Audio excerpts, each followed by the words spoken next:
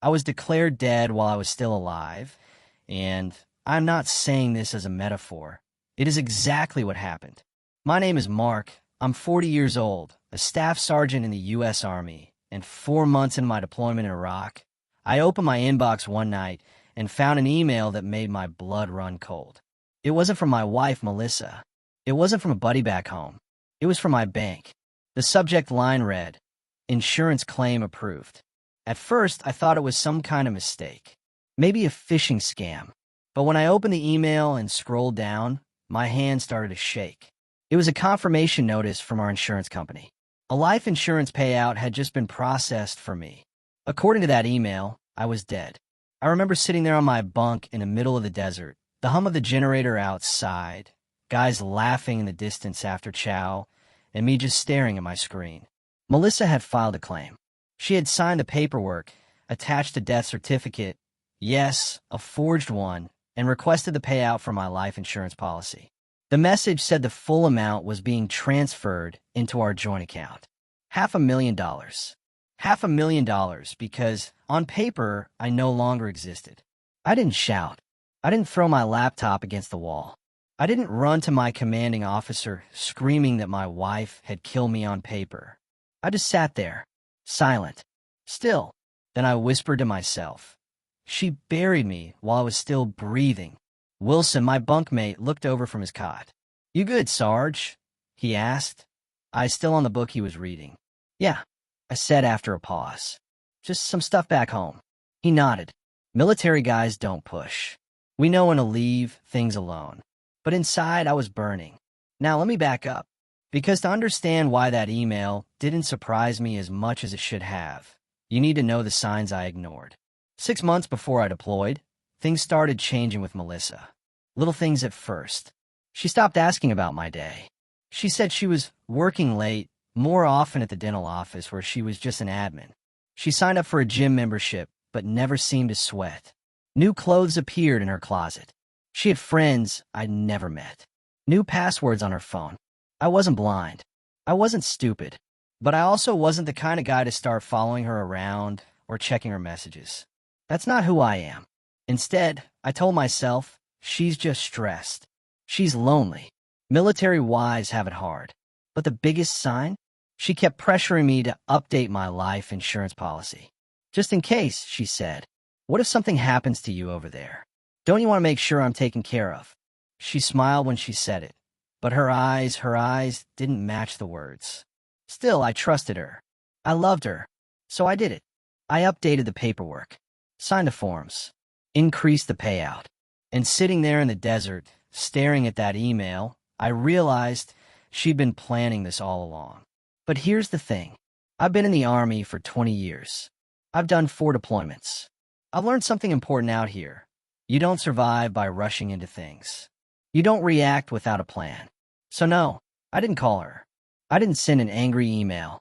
Instead, I thought, okay, if she wants to play this game, I'll play too. But I'll play smarter. That night, after my shift, I walked to the base phone center. The air was thick with dust. The line of guys calling home snaked out the door. Some were laughing with their kids, others whispering to their wives. And me? I wasn't calling home. I wasn't calling Melissa. I was calling David. David isn't just my best friend. He's a lawyer. We served together years ago before he got out and went to law school. He's the guy I trust more than anyone. "David," I said when he picked up, my voice low. "I need your help. Melissa just cashed in my life insurance." There was silence on the line. Then he said, "Mark, don't do anything yet. Don't confront her. Let's build a case." And that's when it clicked for me. I didn't need to scream. I didn't need to beg. I didn't need to make threats. I just needed to wait. Watch. Document. Because Melissa thought she'd buried me. But she didn't realize I was about to rise. I closed my laptop that night and made myself a promise. If Melissa wanted to turn me into a ghost, I'd haunt her with the truth until every lie came crashing down. What would you do if your spouse declared you dead while you were still alive? Would you confront them immediately or stay quiet and plan your revenge? Let me know in the comments. And don't forget to subscribe if you ever look back on a memory and feel like the warning signs were painted in red, but somehow you convinced yourself they were just shadows? That's exactly what I think about now. Because Melissa had been showing me her cards long before that email arrived. I just didn't want to see them. It started subtle. About 6 months before deployment, Melissa stopped asking about my day. At first, I brushed it off. People get tired. Relationships hit quiet patches. But it wasn't just that she stopped asking. It was that when I told her something anyway, she looked like her mind was already 1,000 miles away. Then came the working late excuses. She was an admin at a dental office, answering phones and scheduling appointments. Nothing about that job screamed long nights. Yet suddenly, every week, 2 or 3 nights, she'd come home late, saying she had extra paperwork or the doctor asked her to help out. But when I asked if she was okay, if she was stressed, she'd snap back with, "Don't be paranoid, Mark. Not everything is about you." And I let it go. Then came the gym. 3 nights a week, she'd grab a duffel bag, put on those shiny new running shoes, and say she was headed to the fitness center. But when she came home, she didn't look like she'd broken a sweat. Makeup still perfect. Hair barely out of place. Again, I ignored it. Told myself maybe she was easing into it. Maybe she just walked on the treadmill and took it slow. Then came the clothes. New dresses, new jewelry, new lingerie. None of which I ever saw her wear at home. She'd say things like, "I got it on sale," or "It was a gift from a friend." But I never saw the receipts. I never saw the friends. And then the phone. Melissa used to be the kind of woman who left her phone lying around without a second thought. But suddenly, she had a lock code. She kept it face down on the counter. She started taking it with her into the bathroom, into the shower. I asked once, half joking, "Who are you hiding in there?" She didn't laugh, just looked at me with flat eyes and said, "You don't trust me, do you?" I felt guilty for even asking, and I dropped it. But the biggest sign, the one that makes my stomach turn when I think about it now, was her obsession with my life insurance. It started innocent. "You should really update your paperwork, Mark. Just in case." That's what she said. At first, I thought she was just being practical. Army wives know the risks. I've done 4 deployments. It's not crazy to want to be prepared. But the way she kept bringing it up, that's what I should have paid attention to. She'd leave forms on the counter, casually, like it was a grocery list. She'd ask, "Did you sign yet?" in the middle of dinner. She'd even text me reminders while I was on base. I signed. Of course I signed. Because I trusted her. Because I thought if something happens to me out there, she deserves to be taken care of. But now I know. She didn't want protection. She wanted preparation. Not for my death, but for her escape. The night before my deployment, at the airport, she hugged me goodbye. I remember how cold it felt. No tears, no trembling hands. Just a polite squeeze, like she was saying goodbye to a coworker heading off on a business trip. And as I walked toward the gate, a thought flickered in the back of my mind. This feels like the end of something. I buried that thought, told myself I was being dramatic. But now I know my gut was right. Looking back, every red flag was there. The late nights, the gym bags, the phone, the new clothes, the cold hug, and most of all, the life insurance. She didn't just stumble into betrayal. She laid the groundwork, piece by piece. And I let her.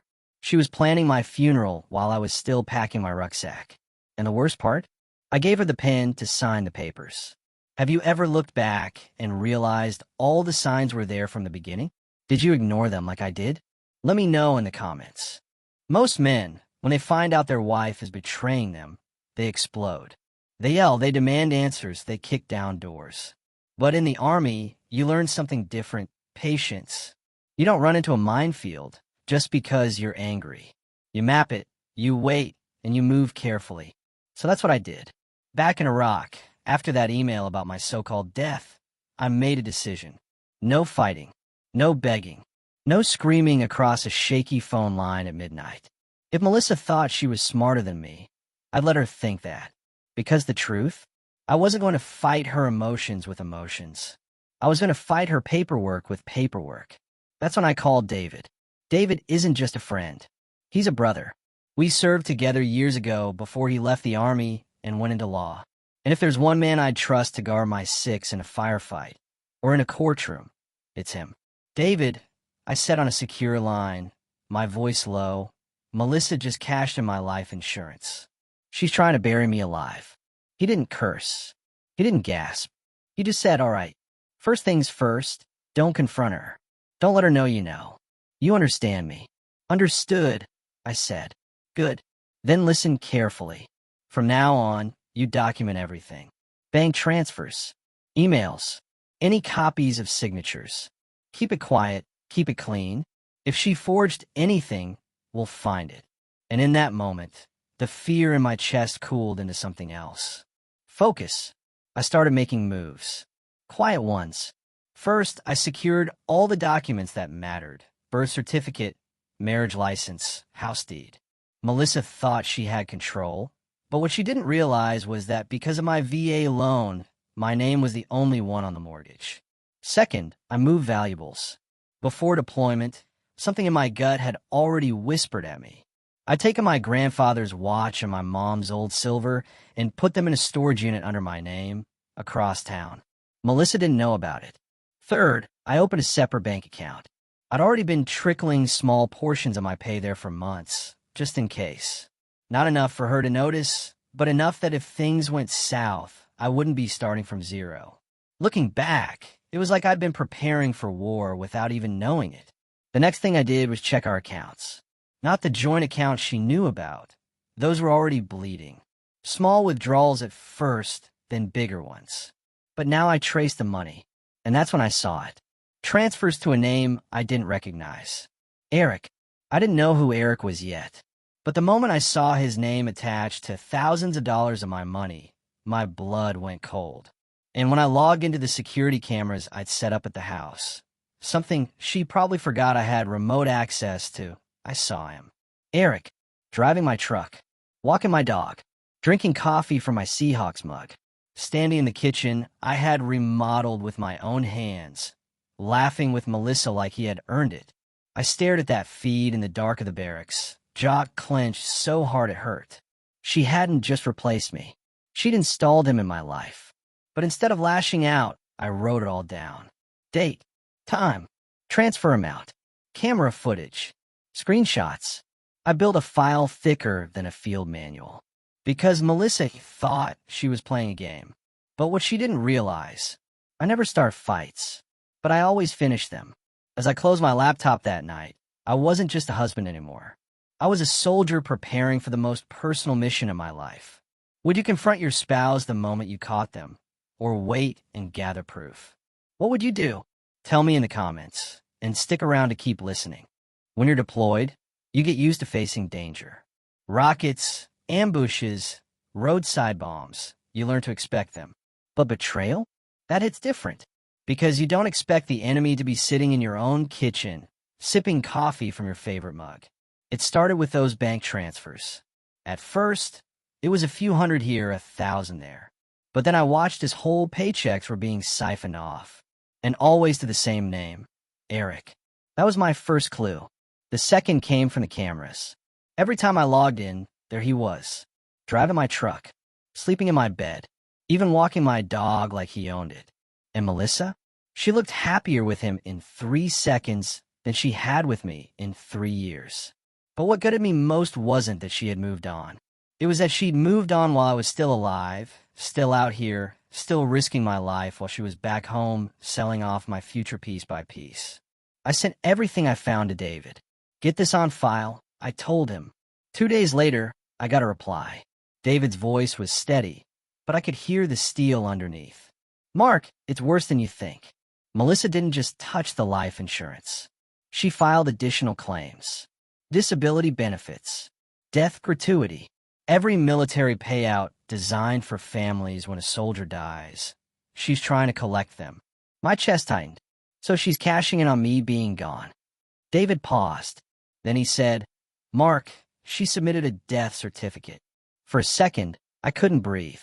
She hadn't just declared me dead to the insurance company. She had actually filed a fake death certificate. And that's when I realized this wasn't just betrayal. It was fraud. It was federal. But David wasn't done. Do you remember signing anything before you left? Power of attorney, refinance paperwork, anything like that. I thought back. Life insurance update, yeah, but nothing else. Then listen to this. David's tone sharpened. I pulled records. 3 months after you deployed, someone tried to refinance your house. And Mark, the signature on that application, it's not yours. He sent me a scan, and the moment I saw it, rage shot through me. The middle initial was wrong. The way the K curved wasn't how I wrote it. They tried to copy my handwriting, but it was sloppy. Melissa, or Eric, had forged my name. That was the nail in the coffin. Melissa hadn't just betrayed me emotionally. She had betrayed me legally, financially, strategically. She wasn't just my unfaithful wife anymore. She was my enemy. That night, I sat in the mess hall with my tray untouched. Guys around me were laughing, joking, planning their next R&R. And me? I was building a war plan. I wasn't just going to survive this. I was going to make sure Melissa and Eric understood one thing. When you declare a soldier dead, you better be damn sure he doesn't come back. She thought I was gone for good, but I was coming home, and I wasn't coming back quietly. What would you do if you found out your spouse filed a fake death certificate for you? Would you confront them, or wait and let the law take them down? Comment below and subscribe to this channel if you are enjoying this story. When you serve in the Army long enough, you get used to returning home in 2 ways. One way is loud. The cheering crowds, the flags, the hugs from wives and kids at the terminal, people holding handmade signs with words like "Welcome home," "Daddy" scribbled in bright marker. The other way is quiet. Just stepping off the plane, duffel bag on your shoulder, heading down an empty hallway until you find your car and drive off like you'd only been gone a weekend. But this time, I came home a ghost. I didn't tell Melissa I was leaving Iraq. I didn't tell her I was flying into Spokane. I didn't even tell her I was back in the States. Instead, I landed on a gray Tuesday morning, grabbed my bag, and walked straight out of the terminal without looking back. No one was waiting for me. No one even knew I was there. And for the first time in my career, that was exactly how I wanted it. I checked into a motel off Division Street under a different name. The kind of place where no one asks questions, and the carpet smells faintly of cigarettes from the 90s. The clerk slid me a key card without even looking up. Perfect. That night, I sat on the edge of the bed with my laptop open and called David. He answered on the second ring. "Mark, where are you?" "In town," I said flatly. "But not home." "Good. Don't go near her yet. We need to do this carefully." David slid a folder across the diner table the next morning. We'd chosen a place outside of town, a little greasy spoon where the coffee never stopped flowing. "You look like hell," David said as I sat down. "Feel like it too," I muttered. He tapped the folder. "This is everything we got so far. Bank statements, forged signatures, the fake death certificate. Enough to bury her if we handle it right." I flipped through the pages, each one colder than the last.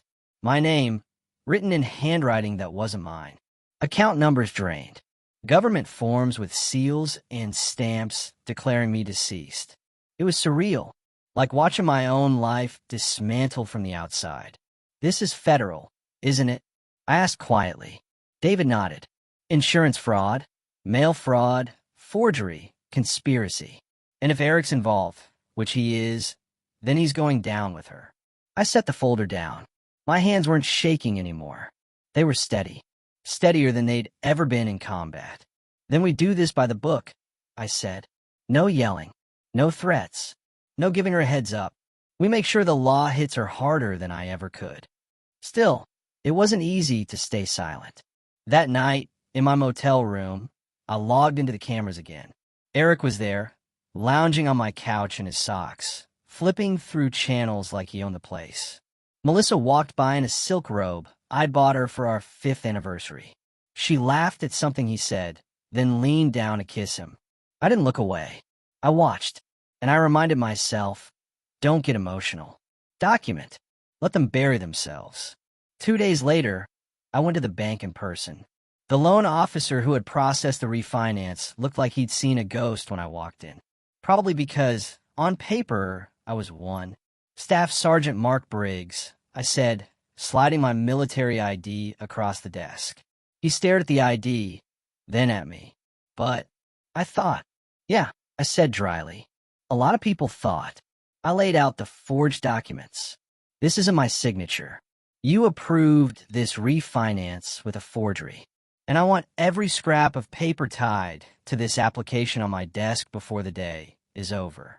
His face went pale. I'll need to report this immediately. I understand, I said. And just so you know, I've already filed a police report. The FBI will be interested in this case, considering the VA loan involved. The man nodded, his Adam's apple bobbing like he'd swallowed a stone. Good. Let him sweat. That evening, my phone buzzed. A message from Melissa. Mark, we need to talk.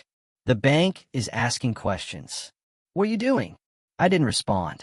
5 minutes later, another message. If this is about the divorce, we can work it out. Don't ruin both our lives. Both our lives. She had already declared me dead, emptied accounts, moved a stranger into my house. And now she wanted to act like I was ruining things? I set the phone down without answering. The following morning, David called. His tone was sharp. Mark, listen carefully. The FBI is interested. They've been investigating cases like this. Military spouses pulling fraud while soldiers are deployed. But your case? It ties everything together.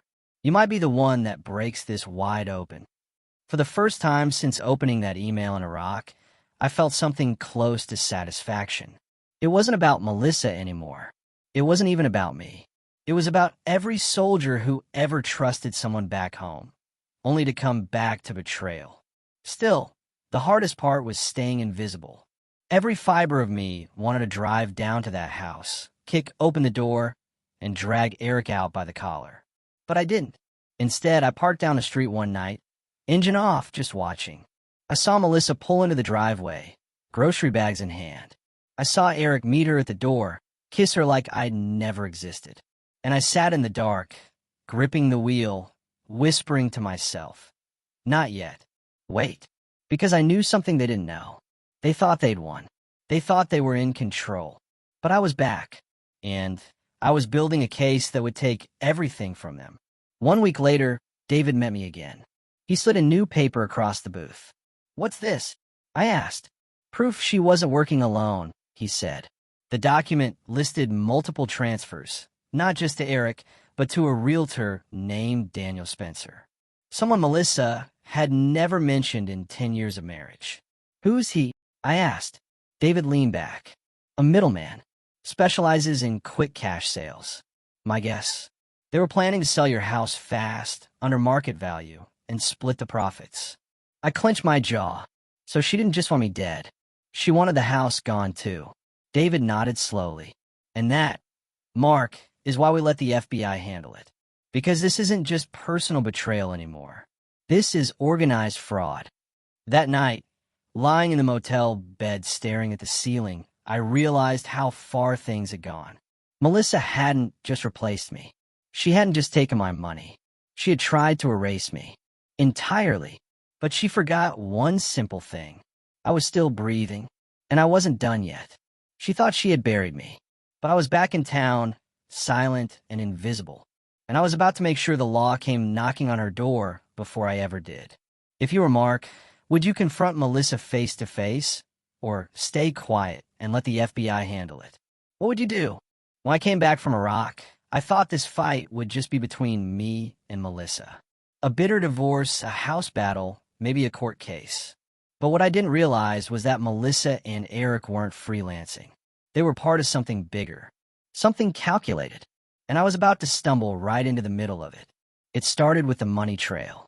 David and I spent hours combing through Melissa's transactions. Transfers to Eric, yes, but also to someone named Daniel Spencer, a realtor I'd never met, never even heard of. Who the hell is this guy? I asked, tapping the name on the statement. David leaned back, rubbing his jaw. He specializes in quick cash sales. Think of him as the cleaner. He comes in, sells the house under value, and makes sure it disappears before the spouse comes back. I stared at the page, my stomach sinking. So Melissa was planning to sell the house while I was still deployed. Not just sell it, David said. Steal it. They forged your signature, Mark. They try to refinance under your name. That's federal. And now they're pulling in a realtor with a history of shady deals? This isn't random. This is a system. That word stuck with me. System. This wasn't just about Melissa betraying me. This was about predators who hunted people like me. Soldiers. Men who trusted their wives back home while they risked their lives overseas. The FBI got involved faster than I expected. 2 agents, Patel and Donovan, met me in a bland office downtown. They didn't look surprised. In fact, the way they traded glances told me they'd seen this before. Staff Sergeant Briggs, Patel said, clicking her pen, "Thank you for coming in. We've been tracking Spencer and Ryan, Eric, for months now. Your case gives us the link we needed." "Wait," I said, leaning forward. "You're saying Eric's real name is Ryan?" Donovan nodded. "Eric Ryan. He has a record. DUIs, fraud charges, and now we believe he's working with Spencer to target vulnerable families. We've identified at least 4 other cases involving military personnel deployed overseas." My fists tightened. For other families. For other soldiers stabbed in the back while they were serving. "What about Melissa?" I asked. Patel's eyes flicked to Donovan, then back to me. "That's what we're trying to determine. Was she a willing participant, or just manipulated by Ryan? Either way, she signed her name. Either way, she cashed the checks." I shook my head slowly. She wasn't manipulated. She knew exactly what she was doing. The agents asked me to hand over everything. Emails, screenshots, security footage. I gave him the folder David and I had built. When Patel flipped to the forged death certificate, she exhaled sharply. "That's all we needed." "Meaning what?" I asked. "Meaning," Donovan said, "we can move from suspicion to conspiracy. And with your cooperation, Staff Sergeant, we can set up a sting." That night, back in motel, I couldn't sleep. I kept staring at the ceiling, my mind replaying the words over and over. Conspiracy. Sting. Other families. This wasn't just about Melissa anymore. It wasn't just my marriage rotting in silence. It was bigger. And the more I thought about it, the angrier I got. Because Melissa could have left me. She could have asked for a divorce. She could have moved on, painful as it would have been. But instead, she'd let a criminal crawl into our house. She'd joined him. And together, they tried to erase me. 2 days later, I got the proof. David and I sat in his office, blinds drawn, laptop open. On the screen, my living room. Melissa pacing in jeans and a sweater. Eric, Ryan, on the couch, scrolling his phone. Then a knock at the door. Daniel Spencer walked in. Tall, slick hair, fake smile. He carried a briefcase. The audio picked up every word. "Spencer, will list it at 470. Buyer comes in at 420. Everyone's happy. Cash closes quick. Ryan and Mark? What if he causes trouble?" Spencer waved dismissively. "Military guys are all the same. They make noise, but they've got deployments, responsibilities. He'll take a settlement just to make it go away." I sat forward, my heart pounding. They were laughing about me, about other soldiers, like we were just obstacles to bulldoze. David glanced at me. "We've got them." And for the first time, I felt a flicker of hope. Still, Melissa texted me that night. "Mark, please. We need to talk. This has gotten out of hand." I stared at the screen, smirking bitterly. "Out of hand? No, Melissa. This was exactly the hand you chose." I didn't reply. The FBI had what they needed now. Documents, recordings, bank trails, and my testimony. The net was tightening. And as I sat in that dark motel room, I whispered to myself, "You thought you buried me, Melissa, but all you did was dig your own grave." There's a sound you never forget. In combat, it's the thump of a helicopter overhead, the crack of incoming fire, the sharp echo of boots running across gravel. At home, it's the pounding of fists on a door when the law comes knocking. And this time, that sound wasn't coming from me. It was coming from Melissa. The FBI had planned out carefully. They didn't want her or Eric slipping through the cracks. The sting had to be airtight. So they let me keep my cameras running. They let me keep recording. And when Daniel Spencer came back for a second meeting, talking numbers, making promises, laughing about dumb soldiers who never see it coming, The agents knew it was time. I wasn't there in person. I was parked down the block, David in the passenger seat, both of us watching the live feed from my laptop. Melissa was in the kitchen. Eric was pacing near the window. Spencer sat on the couch with a folder full of fake documents. Then it happened. 3 sharp knocks. Eric frowned, got up to check. The moment he opened the door, the entry team moved in, black vests, badges flashing, voices booming. FBI, don't move. Hands where we can see them. Eric froze, eyes wide. Spencer jumped to his feet, stammering. Melissa gasped, dropping the dish she was holding. And me? I just sat there in the car, watching through the camera, my heart pounding in my chest. Because for the first time since this nightmare began, I wasn't the ghost. They were. Eric was cuffed first, slammed against the wall, shouting that it was all a mistake. Spencer tried to grab his folder, but an agent snatched it out of his hands before twisting his arms behind his back. And Melissa, she just stood there, staring. Melissa Briggs, one of the agents barked. You're under investigation for fraud and conspiracy. Step forward.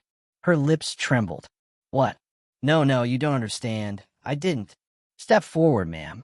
They cuffed her hands, read her rights, and for the first time in years, I saw something in her eyes I hadn't seen before. Fear. Not the fake tears she used when she wanted something. Not the crocodile guilt she tried to lay on me in text messages. Real fear. Because the game was over. David leaned back in the passenger seat, arms folded. You know, mark poetic justice. She declared you dead. And now, she's the one facing a living hell. I didn't answer. I couldn't. My throat was too tight. Because in that moment, as I watched Melissa being led out of my house in handcuffs, all I could think about was the night before my deployment. That cold hug at the airport. The way she told me to be safe, her eyes already somewhere else. She'd been planning this for months, maybe years, and now it was over. The agents loaded Spencer and Eric into one car, Melissa into another. For a split second, she glanced around like she felt someone watching. And when her eyes landed on the street, on me, sitting in that parked car, I swear she froze. She saw me, alive, and a look on her face.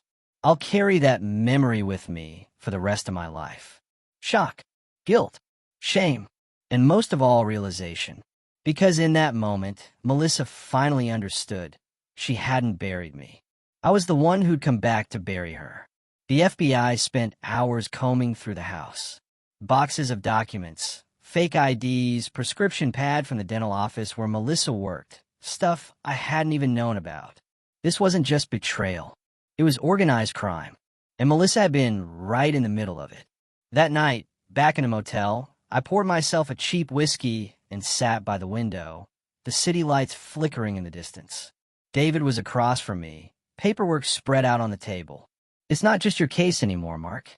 The FBI's building a larger file. Other military families. Other soldiers. Your testimony's going to crack this open wide. I nodded slowly, but my eyes were far away. Because no matter how much justice was served, I couldn't shake one thought. The woman I'd trusted, the woman I'd loved, had sold me out for a paycheck and a man who wasn't even worth the mud on my boots. Still, justice is justice. And sometimes, the best revenge isn't raising your voice. It's letting the sound of a battering ram on your enemy's front door say everything for you. As Melissa sat in a holding cell, I knew my marriage was dead for real this time. But the question remained, what would I do with my life now that I was finally free? You'd think that after watching your wife hauled off in handcuffs, the story would end right there.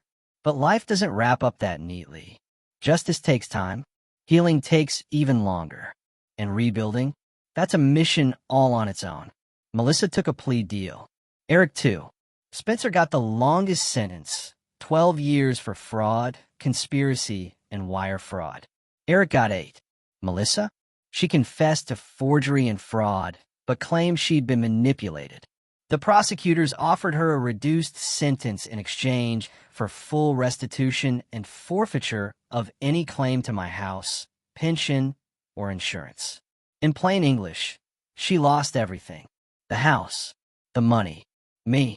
She went from planning to cash in on my death to walking away with nothing but the clothes on her back and a record that will follow her forever. The divorce finalized 6 months later. Clean break. When I signed the last paper, the clerk asked me if I wanted a copy for my records. I said, no thanks, because I didn't need to hold on to the ashes of something that had already burned to the ground. But here's the thing. Even with the case closed, even with Melissa gone, there were nights where I still felt the weight of it. I'd lie in a motel bed, staring at the ceiling, asking myself how I could have been so blind, how I didn't see the signs sooner, how I trusted someone who had been sharpening the knife behind my back for years. And then one day, a letter arrived. It wasn't from Melissa. It wasn't from David. It wasn't from a court. It was from a Navy wife in Texas. Her husband had been deployed when Spencer and Eric tried to run the same scam on her. The FBI had given her my name because my case was the one that cracked it open. You don't know me, the letter read, but you saved our home. You fought back when it would have been easier to just give up. Thank you. I read that letter twice. Then I pinned it to the fridge in my motel room. And for the first time, I didn't feel like a victim. I felt like a soldier again. A year later, I sold the house. I couldn't stand to live in it anymore. Too many ghosts in those walls. With the money, I bought a small cabin outside of Missoula, Montana. 2 bedrooms, 10 acres, a creek running behind it. No neighbors for miles. I named my German Shepherd Scout. He goes everywhere with me now. I took early retirement from the Army. 20 years was enough. I'd given my country my blood, sweat, and years. Now it was time to give myself something back. Carpentry keeps my hands busy. I build furniture for locals, repair barns, cut wood for the winter. Nothing fancy, nothing stressful. Just honest work that lets me sleep at night. Sometimes I hear about Melissa. Word is she moved back to Oregon, working part-time at another dental office. Starting over, though she'll never outrun her record. Do I hate her? No. Hate takes energy, and I've got better things to spend mine on. She made her choices. I made mine. Every so often, I still get letters. Wives, husbands, other military families who almost lost everything but didn't because the FBI had evidence for my case. They thank me. Some even call me a hero. But I'm no hero. I'm just a man who refused to stay dead. One evening, as the sun dipped behind the Montana hills, I sat on the porch with Scout at my feet, sipping coffee. And it hit me. Melissa thought she had buried me. Eric thought he had stolen my life. Spencer thought he had gamed the system. But in the end, I'm still here, alive, free, stronger than ever. And that, more than prison, more than restitution, more than anything else, is the best revenge of all. She tried to profit off my death, but I chose to live. And living well, that's the sweetest revenge there is. If you were in my shoes, would you ever forgive someone like Melissa? Or would you walk away and never look back? Share your thoughts in the comments. And don't forget to subscribe for more true stories like this one.